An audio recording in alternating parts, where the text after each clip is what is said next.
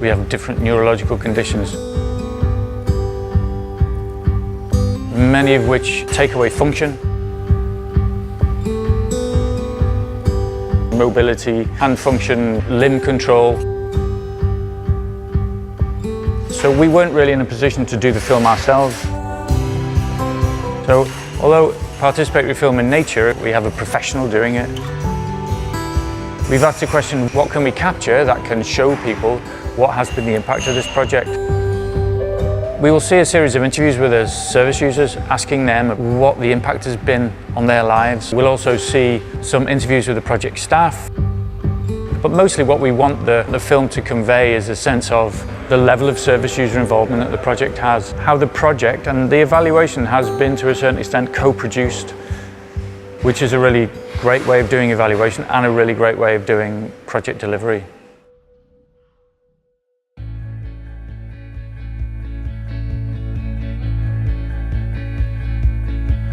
I was asked would I be interested in coming along to a user group to give feedback basically, and of course I would.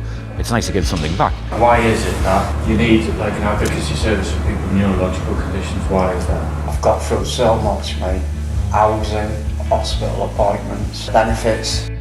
For the last 18 months we've met regularly to talk about how we measure the impact that the project's had on people's lives, on the service users that benefited from the project. We discuss different ways that the advocacy agency could help people like myself. Every appointment I go to, she writes it all down because my memory's poor. The questions come from the user group, so the user group have been saying, how would we measure the impact of this project on us? So we developed a series of metrics, I suppose, measures that you can measure the impact that the project's had.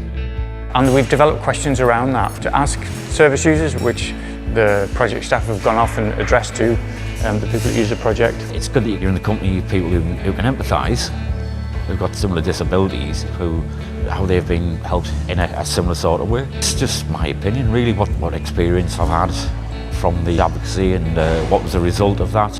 We've gone through a lot of situations where it's basically impossible to get through without some support, so we can find more ways what it can help other people.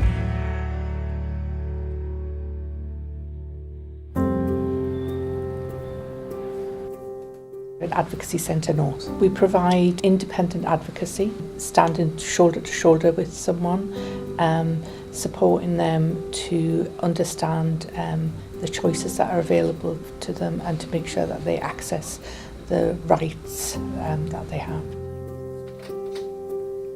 We were working with people who had neurological conditions and we were aware that it was a very specialist area and that we could do something better.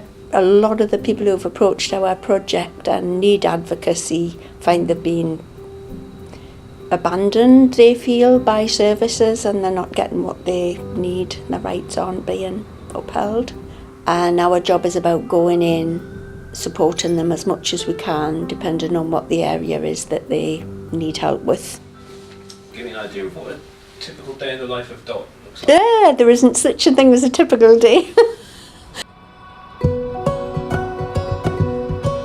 There isn't a typical day, but it can involve hopping on and off buses, going to various locations, supporting people in various different ways. It could be supporting somebody to go to a GP appointment, taking notes at a consultant appointment, writing letters, making phone calls, generally being with them and helping them feel heard, and then working out what action they want us to take.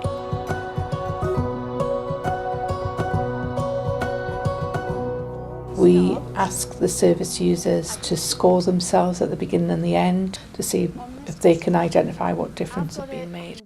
In relation to your housing situation, choosing from 1 to 10, how were you feeling about living in that bungalow from 1 to 10? 1's really bad.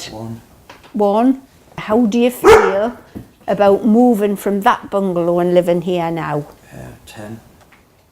Wow.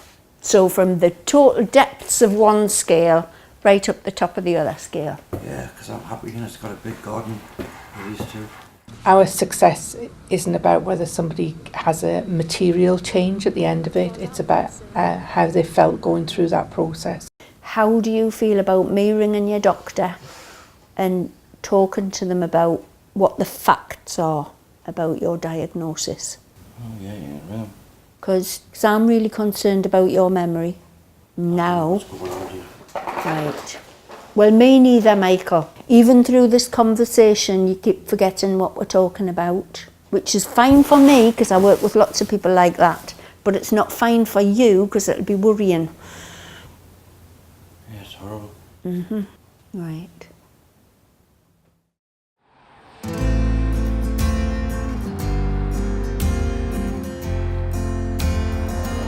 There was a time when everything were piling up on me and I felt like ending it.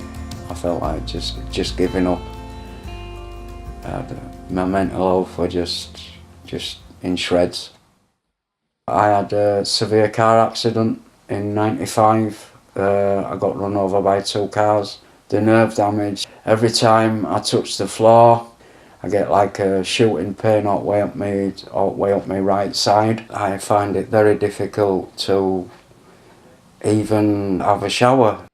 Just everyday things what people take for granted. Sometimes I'm just housebound, no support. I didn't know where to get it. I couldn't really pay bills and things like that. I was having difficulty with housing. I was missing all my appointments with hospital. It was dire.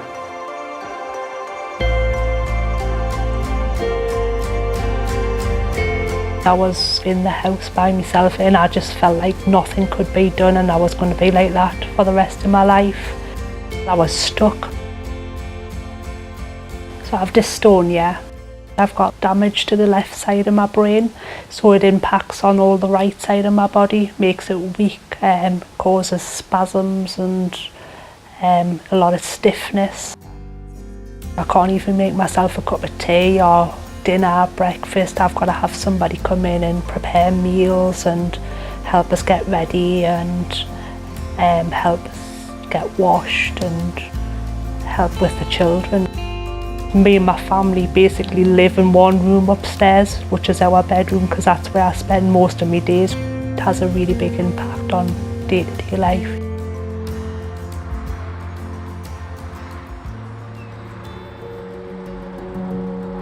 Somebody advised me to go to Advocacy agency. They got me some sickness benefits. I met Jem.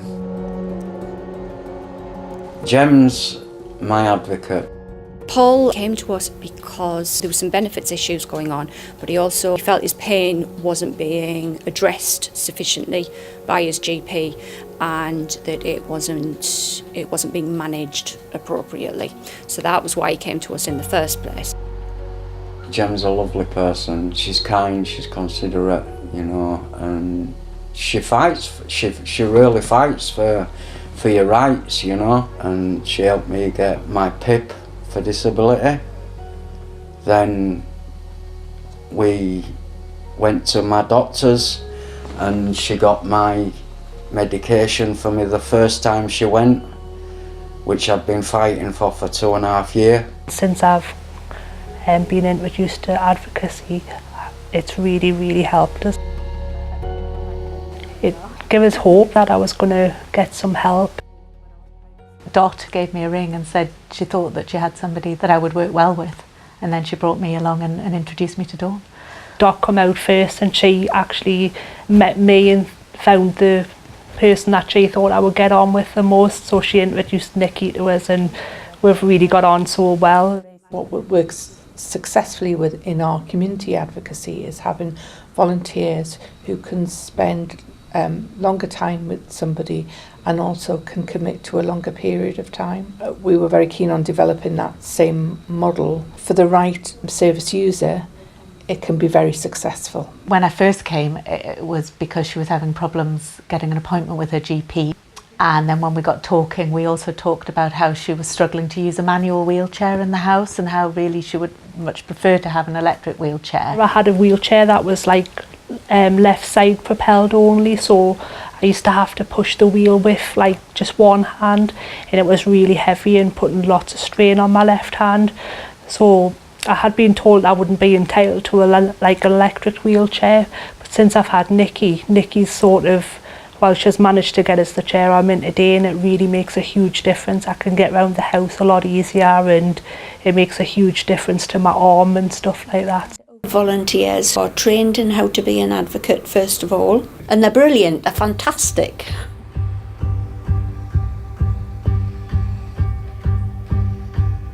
I'd wanted to volunteer with people for a while. I work in HR. When Jem mentioned Stu, we have quite a lot in common with the art background. She's volunteered to help introduce me to places in Newcastle, like that would help my own needs. Stu's been finding it difficult to kind of get out the house, but he really wants to ignite what he's interested in again and get out and meet more people. We're at Chile Studios. I'd looked it up, I'd been in contact with the people who work here, and so we've come along to have a tour and see if Stu wants to come along. We're here to rekindle my art work. It's therapeutic and gets me to join people and socialise. I'm getting me house adapted. It's going to make things a lot easier. We're getting sort of like doors widened. We're getting the kitchen adapted where there's going to be like a small bench.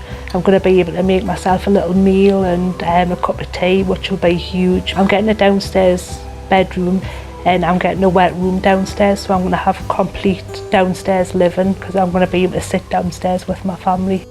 Right now I can't get out the door. I'm going to get like a ramp put outside my door. I'm actually going to be able to pick my little girl up from school, which will be huge because she so wants her mum to pick her up from school. The user group are in control of the evaluation, which enables the project a real life and a real strong foundation in reality and in service user experience. The findings have been really encouraging. We've seen some really transformational impacts that the project had on people's confidence, well-being, from their feelings of purpose, from their practical situations above all, their level of income, security, stability of housing, all across the social welfare markers which are so important to people who encounter barriers as often and as repeatedly as people with neurological conditions. The group, if you like, the catch-all of people with neurological conditions is one which has never really been addressed before. People are applying all the time. We have referrals practically every single week. It can change people's lives. Since I've had the help of Nikki, I can see what's going to happen at the end of it. I can see us getting out there and being able to do everything that I wanted to do. I feel happier, more independent, my family's happier. I honestly don't know where I'd be without the advocacy agency, and especially my advocate, Jem. My whole life, it's changed for the better.